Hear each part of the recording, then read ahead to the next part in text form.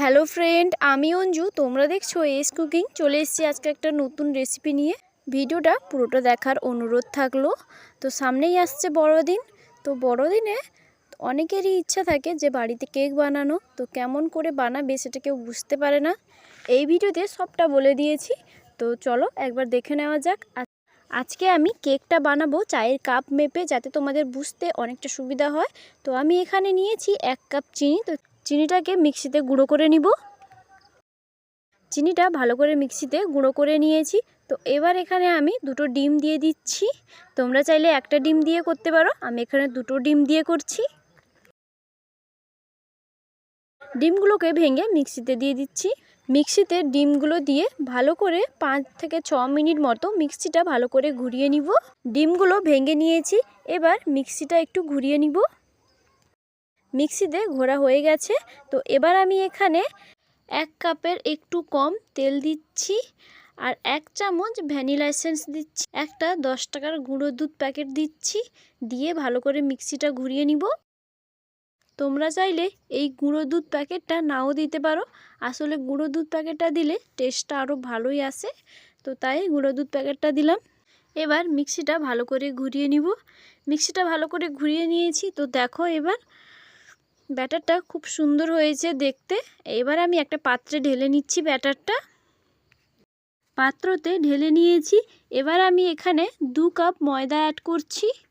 Same কাপের 2 cup ময়দা দিচ্ছি এখানে, দিয়ে ভালো করে ফেটিয়ে নিব। আমি আজকে চামচের সাহায্যে করে দেখাবো তোমাদেরকে। 2 কাপ ময়দা আমি দিয়ে দিয়েছি। এবার ভালো করে ফেটিয়ে নিব ময়দাটাকে। এখানে আমি একটা বাটি নিয়েছি আর বাটিতে গরম দুধ দিয়ে দিচ্ছি, উষ্ণ গরম দুধ। এখানে আমি 10 টাকার কফি প্যাকেট নিয়েছি, উষ্ণ গরম দুধে ঢেলে দিব। উষ্ণ গরম দুধে ঢেলে দিলে কফিটার আর দানা দানা ভাব থাকে না। তো তাই উষ্ণ গরম দুধে ঢেলে দিব, দিয়ে ভালো করে একটু মিশিয়ে নিব। দেখবে একদম কালারটা ঝটপট চলে আসছে। দেখতেই পাচ্ছ একটা সুন্দর কালার চলে এসছে। এবার এটাকে আমি ময়দার মধ্যে দিয়ে দিচ্ছি। ময়দার মধ্যে দিয়ে ভালো করে ফেটিয়ে নিব। ময়দার মধ্যে এইরকম করে দিলে চকলেট কালারের কেকটা হয়ে যায়। তো এবার ভালো করে ফেটিয়ে নিব সব কিছু। এটা তোমাদেরকে 5 মিনিটের পর দেখাচ্ছি। 5 মিনিটের পর এইরকম কালার এসছে। তো এটাকে আরেকটু ফেটিয়ে নিব। ব্যাটারটা অনেকটা মোটা হয়ে গেছে। তো ব্যাটারটাকে পাতলা করার জন্য আমি এখানে 2 থেকে 3 চামচ মতো দুধ দিয়েছি। তোমরা চাইলে দুধের পরিবর্তে জলটাও ব্যবহার করতে পারো। এই চামচের 1 চামচ বেকিং পাউডার দিয়েছি। 3 ভাগের 1 ভাগ বেকিং সোডা দিয়েছি। তো সেটা আমি দেখাতে পারিনি, ক্যামেরাটা অন ছিল না। এবার আমি 1 চামচ দুধ দিয়ে দিয়েছি, দিয়ে ভালো করে মিশিয়ে নিব। তোমরা দুধের পরিবর্তে এখানে জলটাও ব্যবহার করতে পারো। ব্যাটারটা ভালো করে ফেটিয়ে নিয়েছি। এবার দেখতেই পাচ্ছ একটাও দানা দানা ভাব নেই। আর ব্যাটারটা দেখো কতটা স্মুথলি ভাবে পড়ছে। ব্যাটারটা ঠিক এই রকম থিকনেস রাখবো। এবার এইটাকে সাইডে রেখে দিব। আমি এই রকম একটা পাত্রে কেকটা বসাবো। তো পাত্রটা নিয়ে নিয়েছি। এবার আমি এখানে অল্প সাদা তেল দিয়ে দিচ্ছি, দিয়ে ভালো করে চারিপাশ লাগিয়ে নিব। আমি এখানে একটা কাগজ নিয়েছি আর কাগজটা ভালো করে মেপে কেটে নিয়েছি। কেটে এবার কাগজটা বসিয়ে দিব পাত্রে। এবার আমি ব্যাটারটা ঢেলে দিচ্ছি।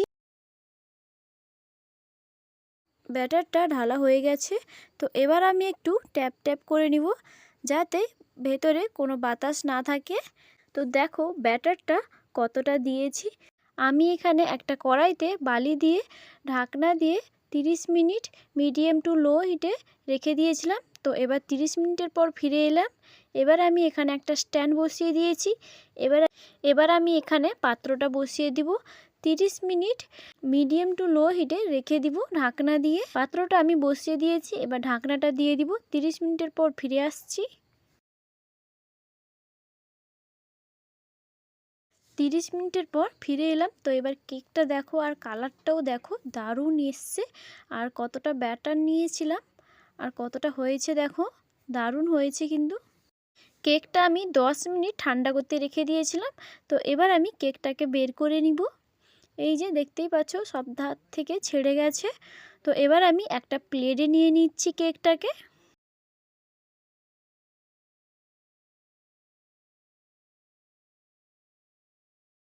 এবার আমি কাগজটা তুলে নিব।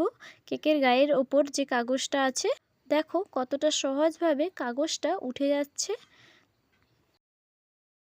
দেখো এবার কতটা কেকটা সফট হয়েছে, তো দেখেই বুঝতে পারছো।